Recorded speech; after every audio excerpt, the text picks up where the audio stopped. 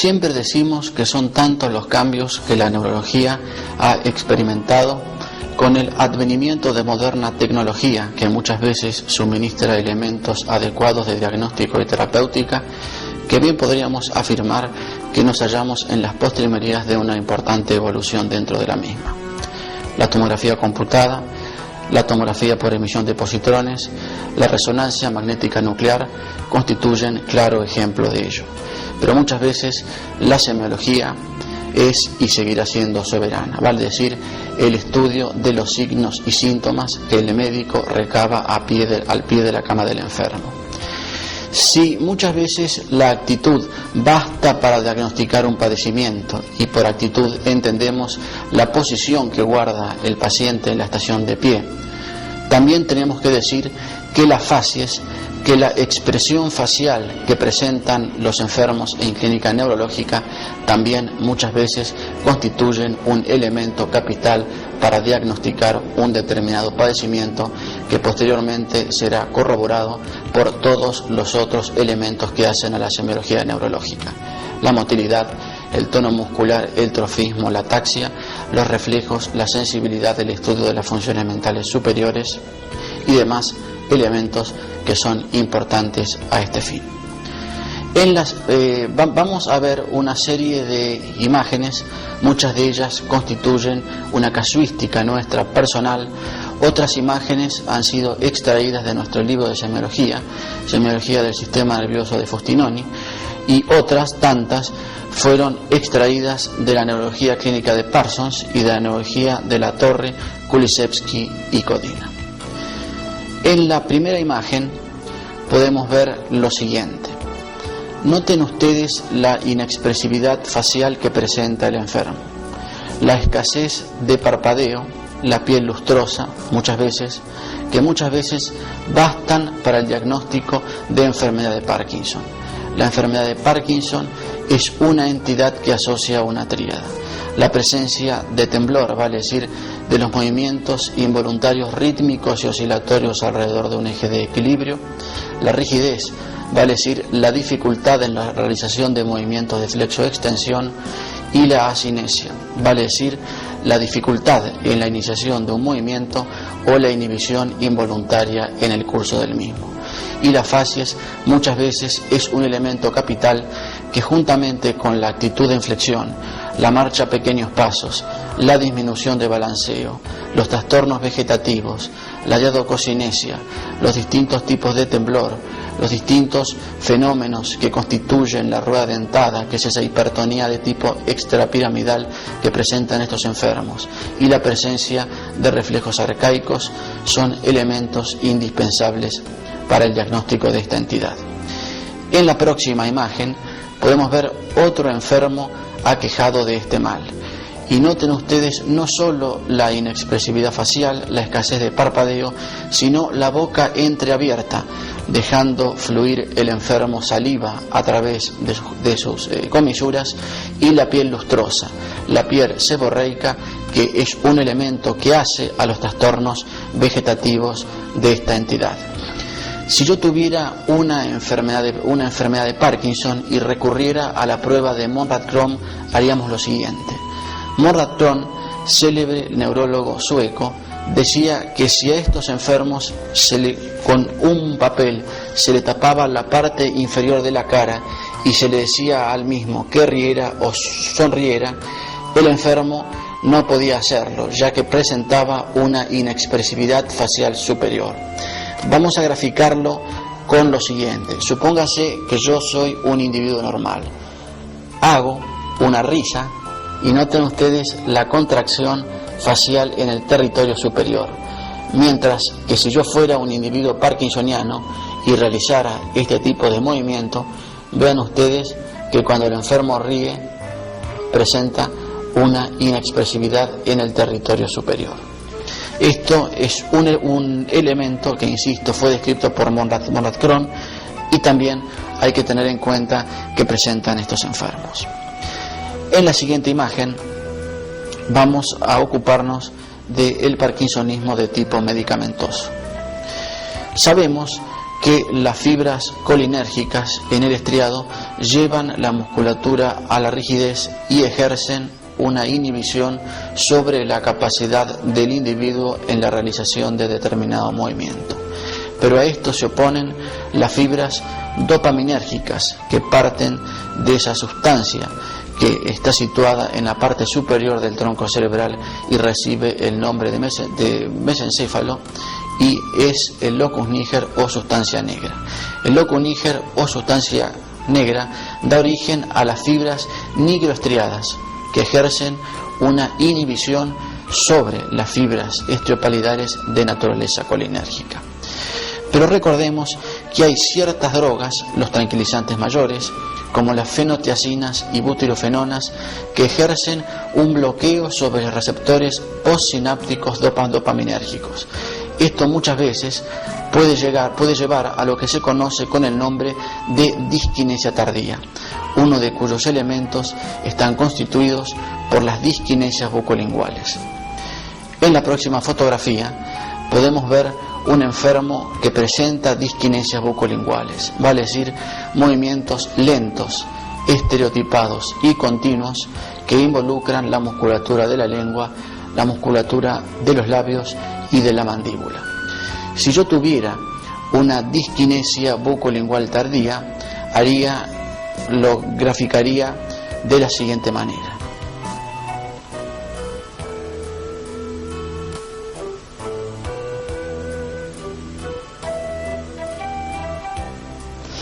En la fisiopatología de esto interviene el bloqueo de los receptores postsinápticos dopaminérgicos y la secreción aumentada secundaria a dicho bloqueo.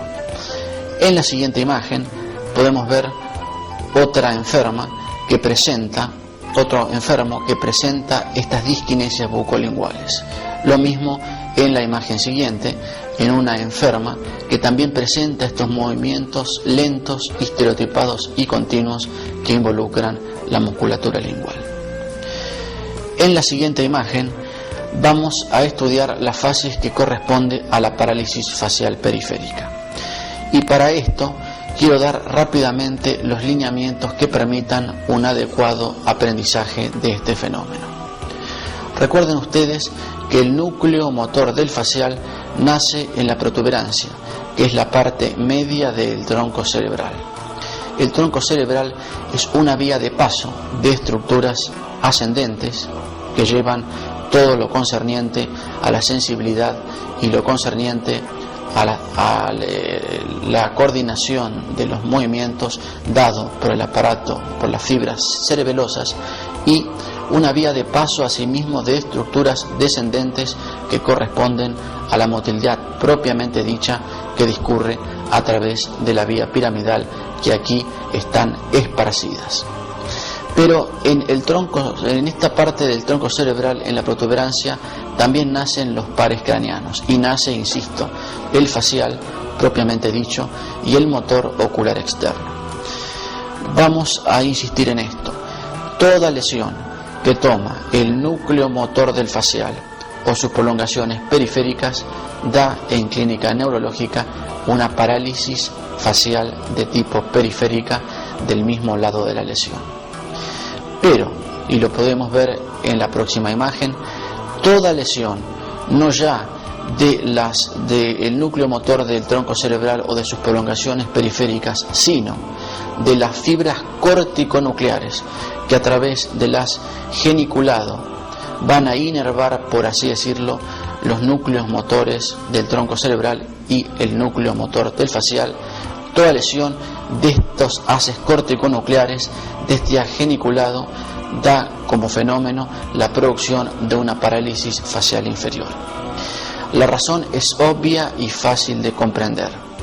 Mientras que el núcleo motor del facial superior recibe una doble inervación cortical, vale decir, del mismo hemisferio y del hemisferio contralateral, las fibras destinadas al núcleo motor del facial inferior son predominantemente cruzadas. Esto es el motivo por el cual una lesión de estas fibras corticonucleares, una lesión de esta porción de la piramidal que constituye el geniculado va a dar como resultado una parálisis facial inferior y muchas veces una parálisis del trigémino motor y del hipogloso, que asimismo en contadas oportunidades pueden presentar una inervación predominantemente cruzada. En la próxima fotografía podemos ver la diferencia entonces entre una parálisis facial inferior a la izquierda de la imagen y una parálisis facial periférica a la derecha. Y rápidamente podemos esbozar lo siguiente. En la parálisis facial inferior, el enfermo puede ocluir el ojo, quizás con menos fuerza, quizás ligeramente parético, dando lugar a ese signo que en semiología se conoce con el nombre de signo de las pestañas o signo de Sux, porque del lado afectado, al existir esta paresia, el enfermo deja entrever más nítidamente las pestañas. Mientras que en la derecha de la imagen podemos ver que en la parálisis facial de tipo periférica el enfermo no puede ocluir el ojo. ¿Dónde está la lesión en la parálisis facial periférica que ustedes pueden ver a la derecha de la imagen? La lesión involucra el núcleo motor del facial o sus prolongaciones periféricas, homolaterales, mientras que en la fotografía que vemos a la izquierda de la imagen, en la parálisis facial inferior, las estructuras dañadas son las fibras corticonucleares del hemisferio opuesto. En la próxima imagen podemos ver la semiología que presenta un enfermo con una parálisis facial periférica del lado izquierdo. Noten ustedes la menor existencia de pliegues frontales del lado izquierdo, el borramiento del surco nasogeniano correspondiente. Cuando el enfermo lleva la imagen hacia arriba, se puede ver la contracción que deja entrever los pliegues frontales del lado indemne, mientras que del lado lesional el enfermo no puede elevar la ceja correspondiente ni tampoco dejar entrever estos surcos en forma característica. Y en la última imagen podemos comprobar que el enfermo presenta una parálisis facial periférica con lo que se conoce con el nombre de signo de Bell. Cuando el paciente lleva la mirada hacia arriba, el globo ocular se desplaza hacia arriba y hacia afuera, en algunos casos, o hacia arriba y hacia adentro, lo que constituye el signo de Bell y el signo de Bell invertido. Aquí podemos ver una imagen que corresponde a otra parálisis facial de tipo periférica, cuando el enfermo silba del lado sano puede verse con mayor nitidez la contracción que se ve en la estructura del facial indemne. Obviamente el enfermo presenta una parálisis facial periférica izquierda. Cuando lleva la mirada hacia arriba se puede ver una vez más que el globo ocular del lado afectado tiene un desplazamiento mayor, excursiona en forma mayor dejando entrever la esclerótica. Esto es el signo de negro. Y cuando mira hacia arriba también podemos ver que del lado afectado, obviamente el lado izquierdo, porque el enfermo presenta una parálisis facial izquierda, el enfermo no puede elevar la ceja correspondiente. E insisto, cuando el enfermo sopla o silba, la boca se desvía hacia el lado sano. En la próxima diapositiva podemos ver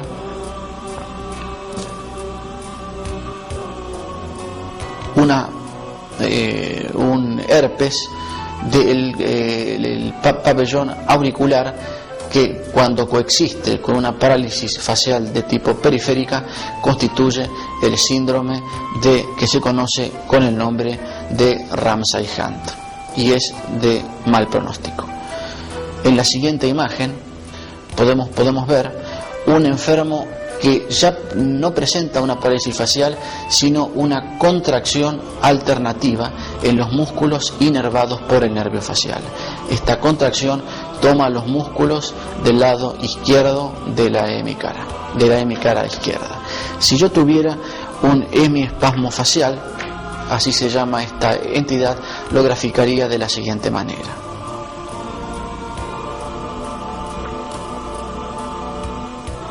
Noten ustedes la contracción alternativa que involucra el orbicular de los párpados del lado izquierdo. En la fisiopatología de esto se supone que esta entidad puede deberse a vasos aberrantes que, sin producir una parálisis facial correspondiente, producen este tipo de movimiento involuntario que se conoce con el nombre de hemiespasmo facial y da la facies característica del hemiespasmo facial que veíamos anteriormente.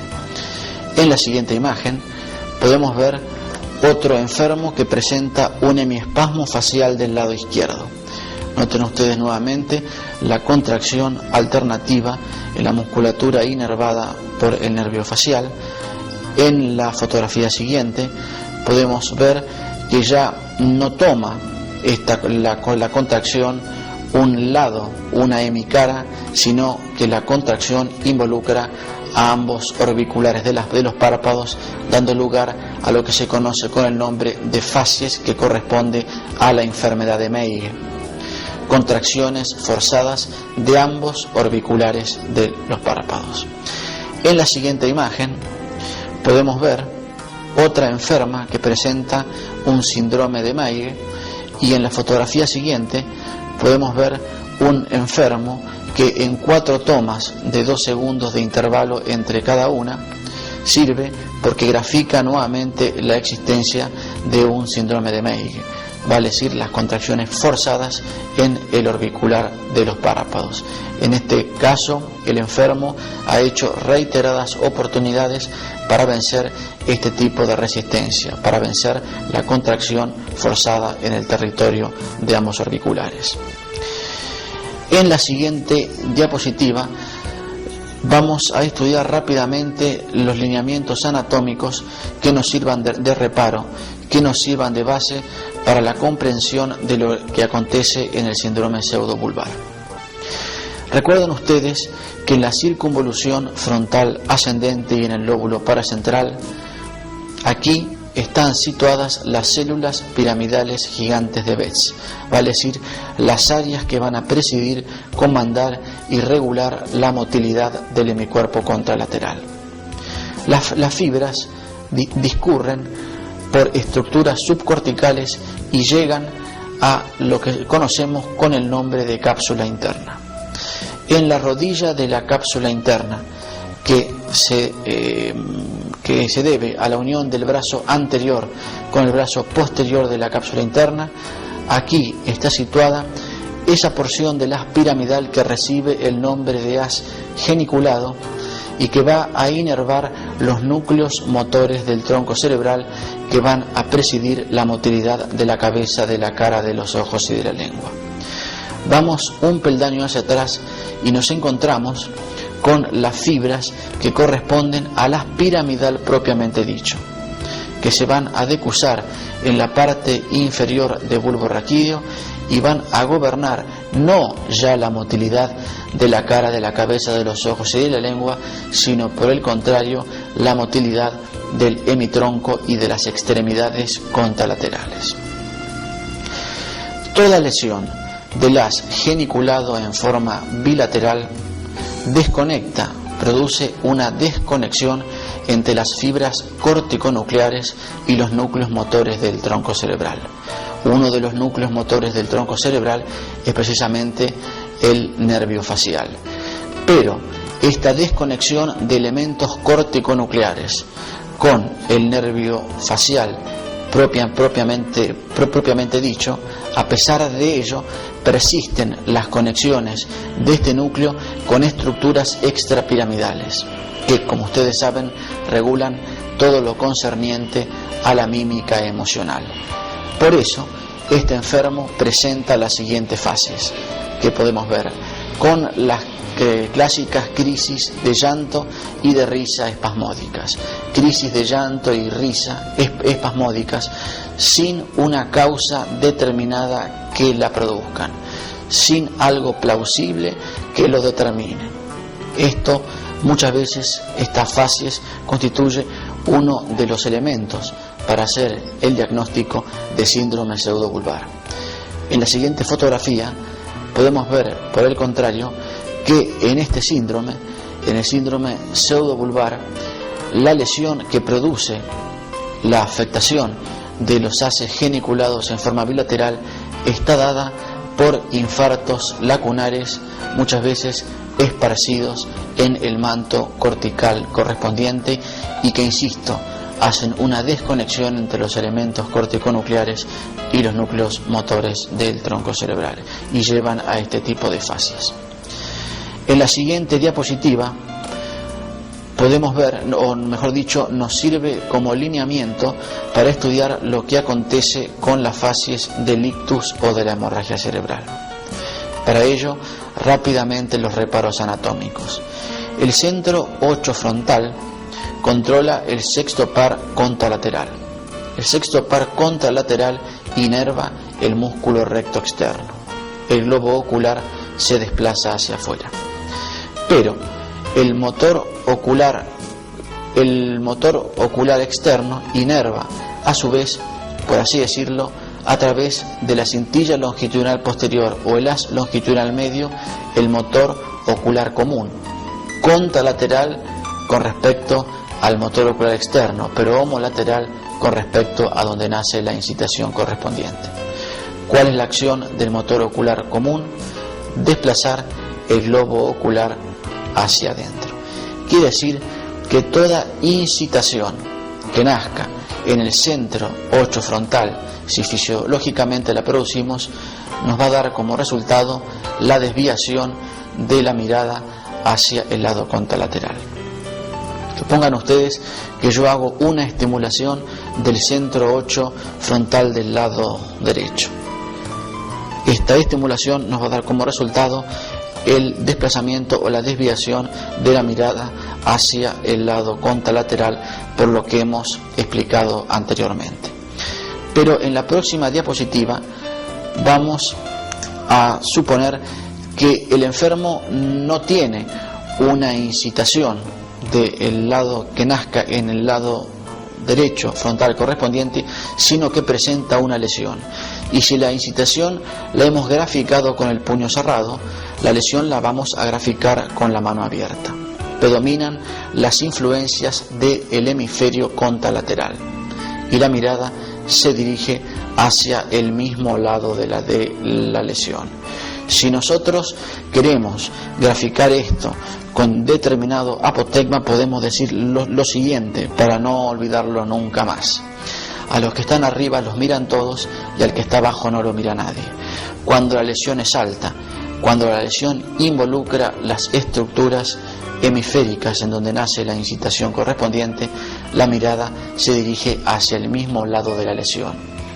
Cuando la lesión está situada no en elementos corticales, sino en estructuras que hacen al tronco cerebral y particularmente en estructuras protuberanciales, la mirada se dirige hacia el lado opuesto a la lesión, que es el mismo lado en el cual el enfermo tiene la hemiplegia correspondiente. Por eso, este último apotegma, para esto último decimos al que está abajo no lo mira nadie. Cuando la lesión es baja, los ojos se desplazan hacia el lado opuesto a la lesión. Bien, en la próxima fotografía podemos ver con toda nitidez las fases que hace al accidente cerebrovascular o al ictus cerebrovascular. Por lo que hemos explicado anteriormente, esta enferma tiene una lesión hemisférica del lado derecho. Predominan las influencias contralaterales y vean ustedes que la desviación es hacia el mismo lado de la lesión, mientras que en la parte inferior de la musculatura facial, la enferma en cada movimiento expiratorio abulta la mejilla en forma correspondiente de la siguiente manera.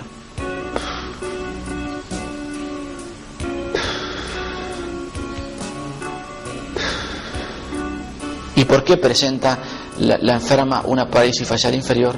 Porque están involucradas las fibras que de la circunvolución frontal ascendente van a inervar el nervio facial, por así decirlo, y cuyos lineamientos hemos dado anteriormente.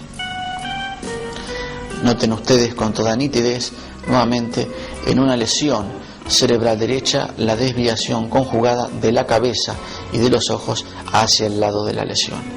A los que están arriba los miran todos. En la siguiente fotografía podemos interiorizarnos en lo que hace al estudio de las fases de Claude-Bernard Horner por lesión del nervio simpático. Para adentrarnos en el estudio de estas fases tenemos que recordar rápidamente cómo es la anatomía que hace al simpático. El nervio simpático nace en hipotálamo. Las fibras que de allí nacen discurren a lo largo del tronco cerebral, llegan a la médula, sinaptan en el asta intermedio lateral con el núcleo correspondiente y salen constituyendo los ramos comunicantes de las últimas raíces cervicales y de las primeras raíces sacras.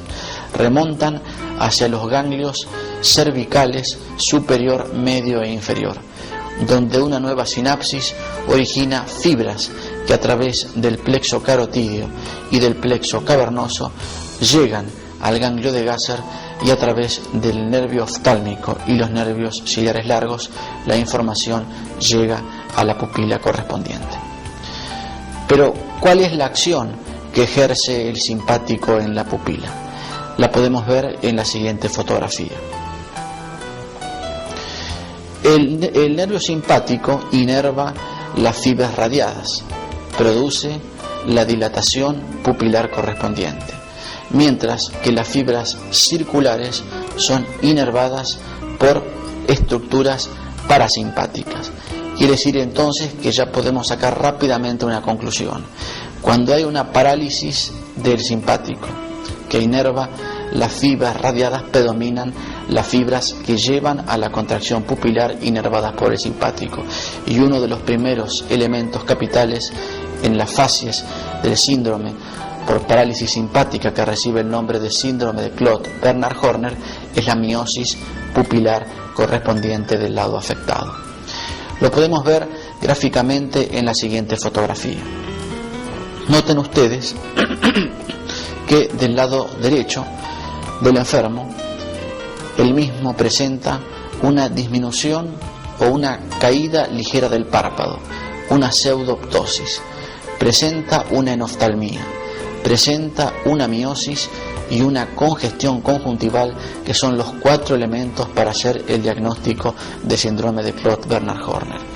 Y esta pseudoptosis, si hemos comprendido los lineamientos que explican por qué el enfermo presenta una miosis, otro tanto tenemos que decir acerca del motivo por el cual el enfermo presenta una pseudoptosis. La presenta porque el simpático inerva un músculo coadyuvante de la elevación del párpado superior, que es el músculo liso de Müller, que coadyuva con el elevador del párpado superior. Quiere decir que estos 4 elementos son importantes para hacer el diagnóstico de esta entidad, y los voy a repetir una vez más: miosis, congestión conjuntival, enoftalmía y caída del párpado constituyendo una pseudoptosis. En la siguiente fotografía podemos ver otro enfermo que presenta un síndrome de Claude-Bernard Horner. Vean ustedes del lado derecho la pseudoptosis que presenta y la miosis que lleva a una anisocoria. Vale decir, si comparamos la pupila con la pupila contralateral, vemos que hay una diferencia. Esto recibe el nombre de anisocoria, motivada por la miosis del lado afectado, en este caso del lado derecho. En la próxima diapositiva, esto nos sirve como lineamiento para adentrarnos en las fases de la miastenia gravis. La miastenia gravis es una entidad inmunológica que se debe a la producción de anticuerpos antirreceptores de la acetilcolina que se fijan, que se unen a la placa receptora de la acetilcolina, inactivándola. El enfermo presenta una fatiga progresiva, una parálisis, si se quiere, sin parálisis, que va evolucionando a lo largo del día, que se agrava con el esfuerzo y mejora con el reposo. En la siguiente fotografía podemos ver una enferma que presenta una facies correspondiente a miastenia gravis. Del lado derecho, noten ustedes, en las primeras horas del día, la enferma desarrolla una caída del párpado del lado izquierdo, lo que se conoce con el nombre de ptosis. Y cuando avanzan las horas, noten ustedes que la ptosis se hace bilateral, y muchas veces estos enfermos tienen que llevar la cabeza hacia arriba para poder ver a través del resquicio palpebral correspondiente. En la próxima fotografía podemos ver otra enferma que presenta una miastenia gravis, ptosis unilateral que se agrava con el transcurso del día, y en la próxima fotografía podemos ver que esta ptosis unilateral se revierte con el suministro de drogas anticolinesterásicas, particularmente con el cloruro de hidrofonio, que es la droga que se conoce con el nombre de tensilón, y muchas veces es un elemento importante para hacer el diagnóstico de miastenia gravis. En esta fotografía podemos ver nuevamente una paciente afecta de una miastenia gravis. Noten ustedes la ptosis unilateral, que en la próxima fotografía podemos ver que revierte nuevamente con el cloruro de hidrofonio. En la siguiente fotografía vemos otra enferma que presenta una ptosis palpebral bilateral, pero con diferencia con respecto a la miastenia. Esta enferma no empeora su ptosis a lo largo del día, sino que se mantiene prácticamente estable, y a diferencia también con la anterior entidad, en esta tampoco hay mejoría con el suministro de sustancias anticolinesterásicas.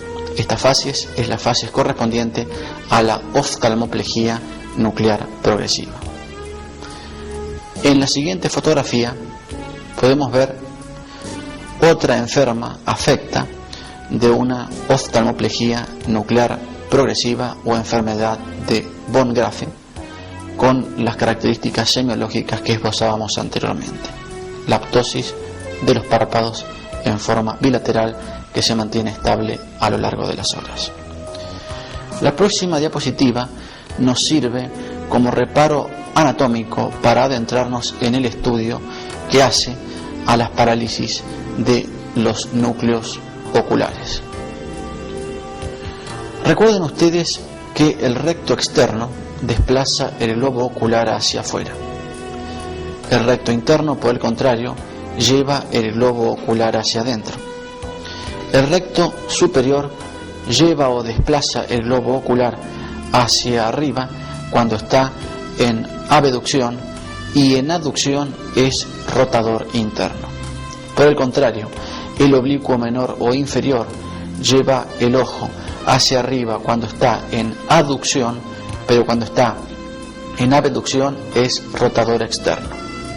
Y finalmente, el recto inferior lleva el globo ocular hacia abajo cuando éste se encuentra en abducción, y cuando está en aducción es rotador externo, y el oblicuo mayor o superior lleva el globo ocular hacia abajo cuando está en aducción, mientras que cuando está en abducción es rotador interno.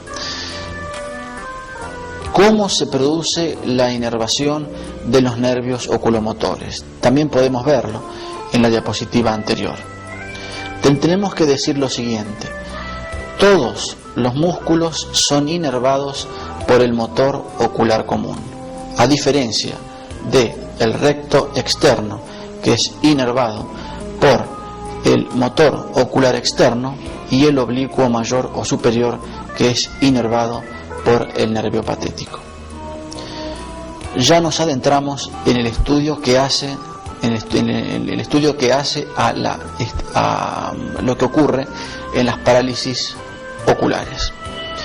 En la próxima diapositiva podemos ver una enferma que presenta una caída del párpado, una ptosis del lado derecho. Presenta una parálisis del motor ocular común. ¿Y por qué presenta el motor ocular común una ptosis? Presenta porque el motor ocular común, además de inervar los músculos que hacen al gobierno de la oculomotricidad, preside la inervación del elevador del párpado superior. En la próxima fotografía podemos ver que cuando se eleva pasivamente el párpado del enfermo, el globo ocular se desplaza hacia afuera, porque predominan las influencias del recto externo inervado por el motor ocular externo. En la próxima imagen podemos ver una enferma que presenta una parálisis del motor ocular común del lado derecho. Cuando el examinador eleva pasivamente el párpado, noten el desplazamiento del globo ocular hacia afuera y note también la anisocoria que presenta la enferma. Vean la diferencia en el tamaño pupilar correspondiente. Obviamente, la midriasis que se ve del lado afecto es porque predominan las influencias simpáticas que llevan a la dilatación pupilar correspondiente. En la próxima imagen podemos ver otra enferma que presenta una caída del párpado, una ptosis del lado afectada motivada nuevamente por una parálisis del motor ocular común. En la siguiente fotografía, cuando el examinador dirige pasivamente la mirada hacia la derecha en el enfermo, noten ustedes que no se produce ningún tipo de limitación ni en la aducción ni en la abducción de los ojos correspondientes. En la siguiente imagen vemos sin embargo que cuando el examinador desplaza los glóbulos oculares hacia la derecha, hay una limitación en la aducción del ojo del lado derecho del enfermo. Obviamente la razón es fácil de comprender. Se afecta el músculo recto interno inervado por el motor ocular común. Pero vean ustedes también que la paciente presenta una anisocoria, una desigualdad en el diámetro pupilar correspondiente, motivado por la predominancia de las fibras simpáticas del lado afecto que llevan la musculatura pupilar a la dilatación correspondiente. En la próxima imagen vemos que cuando a esta enferma se le hace el estudio de la motilidad ocular inferior pasivamente, se puede ver la limitación en la excursión o en el descenso del ojo afecto. Aquí está comprometido el músculo recto inferior, que también es inervado por el motor ocular común. En la próxima imagen estudiamos la parálisis del motor ocular externo. Este enfermo presenta una parálisis del motor ocular externo del lado derecho. El paciente dirige su ojo hacia adentro, predominan las influencias del recto interno inervado por el motor ocular común.